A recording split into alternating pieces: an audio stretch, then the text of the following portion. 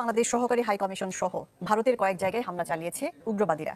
সংখ্যালঘুদের নিরাপত্তা ও বহিষ্কৃত ইসকন নেতা চিন্ময় দাসের মুক্তির দাবি তুলে এই হামলা চালানো হয়। এই বাংলাদেশকে বিপদে ফেলবেন, এখনো সময় আছে, আমরা শুধরানোর সুযোগ দিচ্ছি। এই সরকারকে হুঁশিয়ারি দেব যে আপনি যে চেয়ারে বসে আছেন, এই চেয়ারটি হাজারো শহীদের রক্তের বিনিময়ে অর্জিত চেয়ার।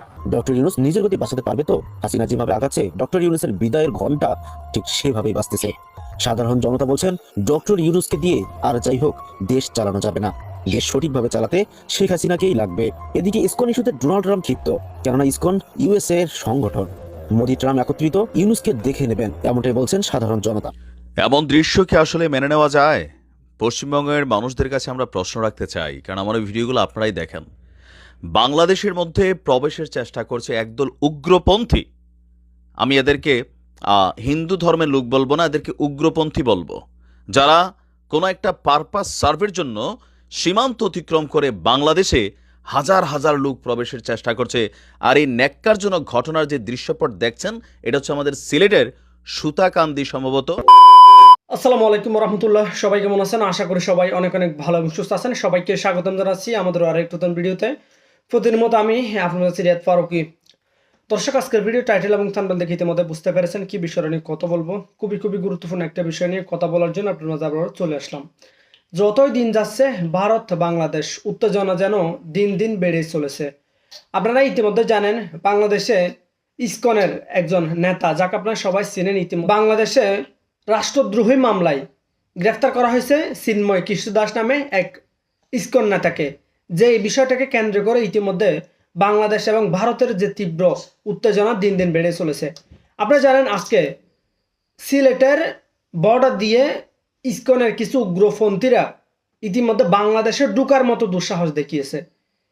ইতিমধ্যে এই বিষয়টা নিয়ে বাংলাদেশের বর্তমান পররাষ্ট্র উপদেষ্টা কড়া হুঁশিয়ারি দিয়েছেন। এর পাশাপাশি এদিকে বাংলাদেশের শান্তি বাহিনী পাঠানোর জন্য জাতিসংঘের কাছে প্রস্তাব পাঠাতে অনুরোধ করেছেন মমতা ব্যানার্জি। তো দর্শক, আসলে পরবর্তী বাংলাদেশ এবং ইন্ডিয়ার পরিস্থিতি কেমন হতে চলেছে সেটা তো সময়ের অপেক্ষা। বিষয়টা নিয়ে আমরা বেশ কিছু ভিডিও ফুটেজ আপনার মাঝে তুলে ধরেছি, যে ভিডিওগুলো দেখে আশা করি বর্তমান আজকে যে চলমান পরিস্থিতি সেটা সম্পর্কে জানতে পারবেন। দর্শক, আর বেশি কথা বলছেন, আমরা একটা ভিডিও ফুটেজের মাধ্যমে একটু বিস্তারিত দেখবো। তার আগে আপনি যারা আমাদের চ্যানেলতে এখন চ্যানেল সাবস্ক্রাইব করে সাথে থাকবেন। এই বাংলাদেশকে বিপদে ফেলবেন, এখনো সময় আছে, আমরা শুধরানোর সুযোগ দিচ্ছি। এই সরকারকে হুঁশিয়ারি দেব যে আপনি যে চেয়ারে বসে আছেন, এই চেয়ারটি হাজারো শহীদের রক্তের বিনিময়ে অর্জিত চেয়ার। ডক্টর ইউনূস নিজের গতি বাঁচাতে পারবে তো? হাসিনা যেভাবে আগাচ্ছে, ডক্টর ইউনূসের বিদায়ের ঘন্টা ঠিক সেভাবেই বাঁচতেছে। সাধারণ জনতা বলছেন, ডক্টর ইউনূসকে দিয়ে আর যাই হোক দেশ চালানো যাবে না, দেশ সঠিকভাবে চালাতে শেখ হাসিনাকেই লাগবে। এদিকে ইসকন ইস্যুতে ডোনাল্ড ট্রাম্প ক্ষিপ্ত, কেননা ইসকন ইউএসএ এর সংগঠন। মোদি ট্রাম্প একত্রিত ইউনূসকে দেখে নেবেন, এমনটাই বলছেন সাধারণ জনতা। আজকের এই নিউজ শুনে অনেকের ঘুম হারাম হয়ে যাবে। ইসকনের বিরুদ্ধে যেভাবে বাঁচে হাজার হাজার লক্ষ। আগরতলায় বাংলাদেশ সহকারী হাই কমিশন সহ ভারতের কয়েক জায়গায় হামলা চালিয়েছে উগ্রবাদীরা।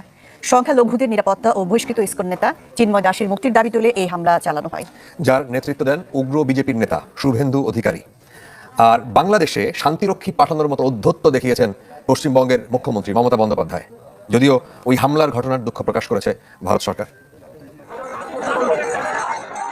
উগ্র বিজেপি নেতা শুভেন্দু চৌধুরী আগেই ঘোষণা দিয়েছিলেন পেট্রোপোল সীমান্তে জড়ো হবার। শুভেন্দু ও তার অনুসারীরা মনে করে বাংলাদেশে হিন্দুদের নির্যাতন করা হচ্ছে। ঘোষণা অনুযায়ী সীমান্তে জড়ো হন একদল। দাবি জানাতে থাকেন বাংলাদেশের জাতিসংঘের হস্তক্ষেপের, হুমকি দেন সীমান্ত দিয়ে বাণিজ্য বন্ধ করে দেয়ার। একদিনে যা গার্বেজ বেরায় কলকাতাতে, শুধু ওইটা করে ফেলে দিয়ে এলেই না ঢাকা পড়ে যাবে না। অতীত যদি কেউ ভুলে যায় তার ভবিষ্যৎ ভালো হতে পারে না। ঢালাইয়ের দৃঢ়তা, নির্মাণের নিশ্চয়তা, প্রিমিয়ার সিমেন্ট, ঢালাইয়ের রাজা। এদিকে প্রপাগান্ডা বিশ্বাসে বিজেপির কিছু কর্মী হামলা চালিয়েছে আগরতলায় বাংলাদেশ সহকারী হাই কমিশনে। নিরাপত্তা বলয় ডিঙিয়ে হাই কমিশন প্রাঙ্গণে ভাঙচুর করে তারা, ছিঁড়ে ফেলে বাংলাদেশের পতাকা, সৃষ্টি করে ভীতিকর পরিস্থিতির। ভারতের বিধানসভার শীতকালীন অধিবেশনে বাংলাদেশ প্রসঙ্গে বিতর্কিত মন্তব্য করেছেন পশ্চিমবঙ্গের মুখ্যমন্ত্রী মমতা বন্দ্যোপাধ্যায়। প্রস্তাব দিয়েছেন বাংলাদেশের সাম্প্রতিক অস্থিরতা নিয়ন্ত্রণ ও সংখ্যালঘুদের সুরক্ষায় জাতিসংঘের শান্তিরক্ষী বাহিনী পাঠানোর। একই সাথে তিনি জানিয়েছেন, বাংলাদেশের যে ভারতীয়রা আক্রান্ত হচ্ছেন তাদের ঠাঁই দিতে তৈরি আছেন তিনি।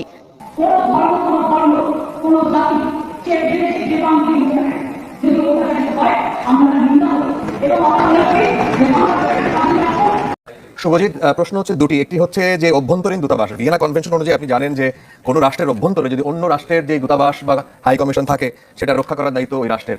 তো সেটি নিয়ে সাধারণ মানুষের বা সেখানকার মানুষের প্রতিক্রিয়া কি? আরেকটি প্রশ্ন হচ্ছে যে শান্তিরক্ষী বাহিনী পাঠানো হবে বাংলাদেশে, বিষয়টি আসলে কিভাবে বলেছেন মমতা বন্দ্যোপাধ্যায় এবং সেটা সম্পর্কে আপনারা কতদূর জানতে পেরেছেন? দেখুন, একটু আগে বাংলাদেশের যারা দূতাবাস কর্মী তাদের সাথে কথা হচ্ছিল, তাদের সঙ্গে একটা কথা বলে একটা জিনিস পরিষ্কার, তারা কিন্তু নাম না করে একটা কথা বলতে চাইছে যে শান্তিরক্ষী বাহিনী এই মুহূর্তে কোথায় প্রয়োজন, বাংলাদেশের প্রয়োজন না ত্রিপুরার প্রয়োজন। ত্রিপুরা কি এই মুহূর্তে ত্রিপুরার ব্যাপারটা যদি আপনি দেখেন, কলকাতায় বিক্ষোভ চলছে, কলকাতায় পুলিশ খুব ভালোভাবে সেই বিক্ষোভ ট্যাকেল দিয়েছে, কাউকে ঢুকতে দেয়নি মিশনের চারপাশে। আবার ত্রিপুরায় সেখানে 150 বেশি পুলিশ কর্মী ছিল, সেখানে হই হই করে কয়েক দল লোক দূতাবাসের মধ্যে ঢুকে পড়েছে। ব্যাপারটা এই না যে ত্রিপুরার পুলিশ খারাপ, পশ্চিমবঙ্গের পুলিশ ভালো। ব্যাপারটা এই যে ভারতের সামগ্রিক নিরাপত্তা ব্যর্থতা এবং জেনেভা চুক্তি অনুযায়ী যে যে নিরাপত্তা প্রদান, অর্থাৎ যে সাইড মিশনের যেসব প্রতিনিধি রয়েছে, যে বাংলাদেশের যারা দূতাবাস কর্মী রয়েছে, তাদের পরিবার রয়েছে, তাদের একেবারে যে নিরাপত্তা প্রদানের যে জায়গাটা, সেই জায়গাটা কিন্তু ঢালাইয়ের দৃঢ়তা, নির্মাণের নিশ্চয়তা, প্রিমিয়ার সিমেন্ট, ঢালাইয়ের রাজা। পুরোপুরি আঘাত এসেছে। এবং একটা স্বাধীন সার্বভৌম দেশের এই ধরনের কূটনৈতিক মিশনে আক্রমণ ভারতের ইতিহাসে নজিরবিহীন। ভারতের ইতিহাসে এই ধরনের চালচিত্র কখনো দেখা যায়নি। এবং এইটা কিন্তু অনেকটাই হয়েছে বলা যায় কি হবে, যে ভারতীয় গণমাধ্যমগুলো মানুষের মধ্যে প্রতিদিন যে পরিমাণে হিংসার বীজ বপন করছে, তার জন্যই কিন্তু এটা হয়েছে। এবং মানুষের মধ্যে এই হিংসার বীজ যদি মানুষের মধ্যে যদি সেই অ্যাওয়ারনেস যদি গণমাধ্যম নিয়ে আসতে পারতো যে আর যাই হোক এই দূতাবাসের চারপাশে যাওয়া যায় না, দূতাবাসের মধ্যে আক্রমণ করা যায় না, তাহলে কিন্তু আজকে এই ঘটনা ঘটতো না। এবং এক প্রকার গণমাধ্যমগুলো পুরো ওপেন দেখাচ্ছে কিভাবে গণমাধ্যমগুলো এই বাংলাদেশের বিরুদ্ধে যে একেবারে প্রোপাগান্ডা ভিডিও যেটা যেভাবে ছড়াচ্ছে মানুষের মধ্যে, তাতে কিন্তু হিংসা অনেক বেশি পরিমাণে বাড়ছে এবং মানুষ কিন্তু আরো বেশি এই সব যে আক্রমণ, সেই আক্রমণে কিন্তু আরো বেশি উৎসাহিত হচ্ছে। এই মুহূর্তে যদি ভারত সরকার মনে করে যে ভারত সরকারের যে স্থায়ী মিশনগুলো, সেই মিশনে কিন্তু তারা আরো বেশি নিরাপত্তা বাড়াতে পারে, তবে বাংলাদেশ সরকারের উচিত এই মুহূর্তে যে তারা নিরাপত্তা বাহিনী পাঠানোর জন্য ভারত সরকারকে অনুরোধ করা যে তাদের মিশনগুলো প্রোটেক্টের জন্য বাংলাদেশ সরকারের নিরাপত্তা বাহিনীর মাধ্যমেই বাংলাদেশের যে দূতাবাসগুলো, সেই দূতাবাসগুলো নিরাপত্তা মেনটেন করবে। এছাড়া কিন্তু এই মুহূর্তে কোনো বিকল্প সেটা কিন্তু নজরে আসছে না।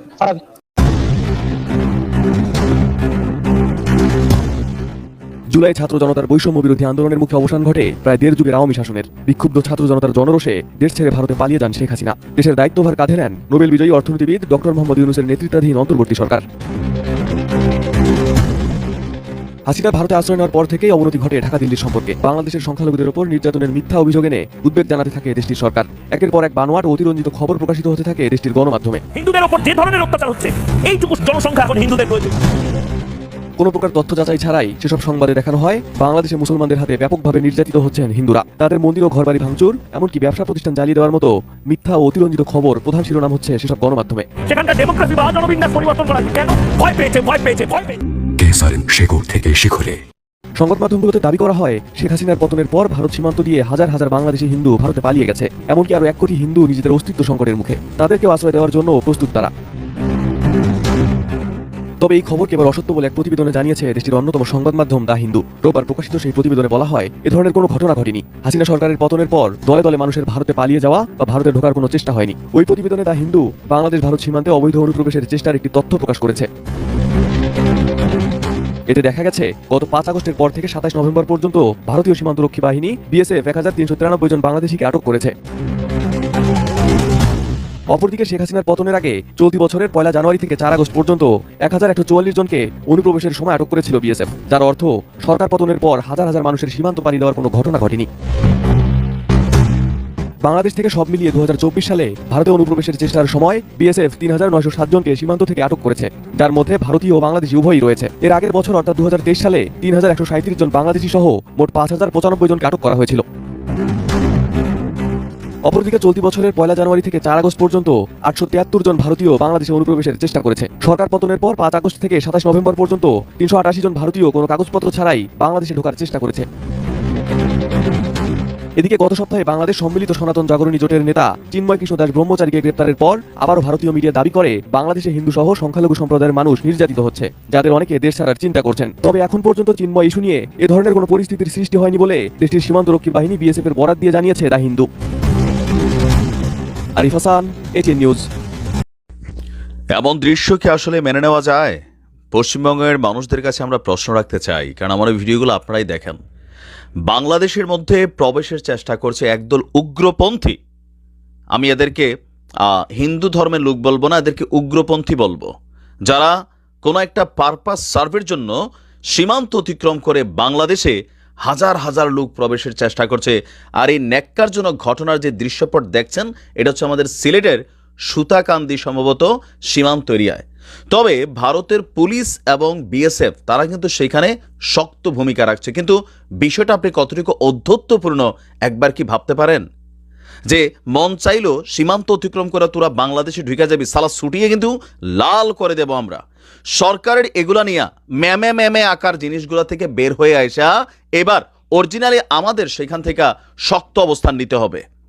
ভারতীয় জাতীয় পতাকা পাশাপাশি ইস্কনের পতাকা এই নিয়ে হাজার হাজার উগ্রপন্থীরা তারা একটা লং মার্চ ঘোষণা করেছে, এটার নাম হচ্ছে বাংলাদেশ চলো। আর এই জন্য তারা বেছে নিয়েছে সিলেটের এই সীমান্তকে। সেখানে ভারতের পুলিশ তাদেরকে যথেষ্ট পরিশ্রম করেছে, আমরা ধন্যবাদ দেই। বিএসএফও অস্থায়ী একটা ব্যারিকেড তৈরি করে সেখানে তাদেরকে থামানোর চেষ্টা করেছে। এমনকি এই মুহূর্তে বাংলাদেশে তারা প্রবেশ করতে পারেনি, কিন্তু যদি প্রবেশ করে তাহলে একবার ভাবেন বিষয়টা কি হবে। গায়ের জোর দেখাইয়া বাংলাদেশে এই যে অনুপ্রবেশের চেষ্টা, এখন যেই সকল বাংলাদেশের অনেক মানুষ যারা এগুলোকে উস্কাইছেন, আপনাদের এবার কাজ হচ্ছে সীমান্তে গিয়া গাট্টি বুসকা লইয়া বইয়া যান। কারণ এখন যদি বিজিবি এটাতে ইনক্লুড হয় তাহলে পরিস্থিতিটা কোন দিকে যাবে ভাবতে পারছেন?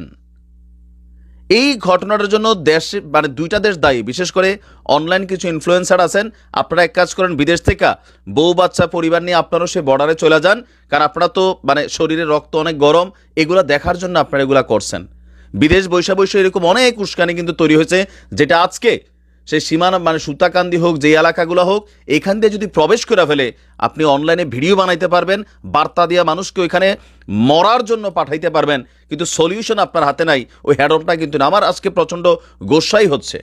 আর বিশেষ করে ভারতের এই উগ্রপন্থীদেরকে ভারত সরকারের উচিত সীমান্তদেরকে লটকানো দরকার এমন অধ্যত্বপূর্ণ অ্যাক্টিভিটিজের জন্য। কি একটা অস্থির সিচুয়েশন তৈরি হয়ে গেছে রে ভাই, বিষয়টা কি খেলা শুরু হয়ে গেছে? তো যারা মনে করছেন যে ভারতের সাথে যুদ্ধ করে জয়লাভ করে ফেলবেন, এই মানুষগুলারে যারা বাংলাদেশে এরকম উস্কানি দিচ্ছেন, এদের সবাইকে ধইরা সীমান্তে পাঠাই দেন, তোমরা খেলো আর আমরা অনলাইন থেকে দেখি। মানে বিষয়গুলো কিন্তু এখন আউট অফ কন্ট্রোলে যাচ্ছে, 2-4টা লাশ পড়ে যাবে আমি দেখতেছি। কারণ ভারতীয়রা যদি ঢুকে, এরা কি এখান থেকে বের হয়ে যেতে পারবে না। বাঙালি পিঠাই এদেরকে কিন্তু ওই পার পাঠাই দিবে। এরপরে কি হবে রিয়েকশনটা আপনি চিন্তা করছেন? পরিস্থিতিটা কোন দিকে যাচ্ছে? ভারত অলওয়েজ এরকম অধ্যত্বপূর্ণ অ্যাক্টিভিটিস করে, মনে করে যে বাংলাদেশ তাদের বাপের দিনের জায়গা, তাদের বাপের দিনের দেশ। আর এগুলো নিয়ে এদের দেশের তাদের উগ্রপন্থী অ্যাক্টিভিটিস নিয়ে আজকে বিশ্বকে দেখা উচিত যারা কি করে, বাংলাদেশে কোথায় হিন্দুদের সাথে কি ঘটছে। আর এই চিন্ময় কৃষ্ণা সহ যারাই আছে, যারা বাংলাদেশেরটা খাইয়া পইরা বাংলাদেশ নিয়ে ষড়যন্ত্রে লিপ্ত, এদেরকে আজীবনের জন্য কারাগারে পাঠাই দিতে হবে, যাবজ্জীবন দিতে হবে, এদেরকে দৃষ্টান্তমূলক শাস্তি দিতে হবে। বাংলাদেশের সার্বভৌমত্বের উপর আঘাত হয়েছে আজকে, এটা যেটা হয়েছে আজকে। তাদের দেশের বিএসএফ যদি না রুখতো তাদেরকে, তাদের পুলিশ যদি না রুখতো, এতক্ষণে দুই সীমান্তে ধরেন 200 মানুষের লাশ পড়ে যেত। এগুলোর দায়ভার কে নিবে যারা এইসব জিনিসকে উস্কাচ্ছেন? একটা নোংরা খেলা শুরু করে দিছেন, কোনো প্ল্যান বি নাই, কিচ্ছু নাই, ঠাস করে একটা আগুন লাগাই দিছেন। আপনি দেখেন এটার জের কই পর্যন্ত যায়। তবে আমাদের মনে হয় সরকারের ইমার্জেন্সি, ডক্টর মোহাম্মদ ইউনূস রাষ্ট্র ক্ষমতায় বসছেন, আপনি অনেক কিছু করবেন, সংস্কার আপাতত বাদ রাখেন, রাইখা এই বিজিবিকে নির্দেশ দেন সীমান্ত সিলগালা করতে। ভারত সরকারের প্রতি আপনি বার্তা পাঠান শক্তভাবে, এগুলো হ্যান্ডেল করতে হবে। আওয়ামী লীগ ভারতের তেল মাইরা চলতে চলতে বিজিবির সীমান্তে ঘুম পাড়াই ফেলছিল, তো এখন তো সবাই জাগছি, তখন আমরা দেখতে চাই যে সরকার কি ভূমিকা নেয়। পাশাপাশি এগুলা মানুষের জীবন ঝরে যাবে। তো দর্শকের বিষয়ে আপনার মতামত জানতে চাই, কমেন্ট সেকশনে জানাতে বলবেন। আমাদের চ্যানেলটিতে নতুন সাবস্ক্রাইব করে সাথে দেখবেন। দেখাবো না কোনো ভিডিওতে। আল্লাহ হাফেজ।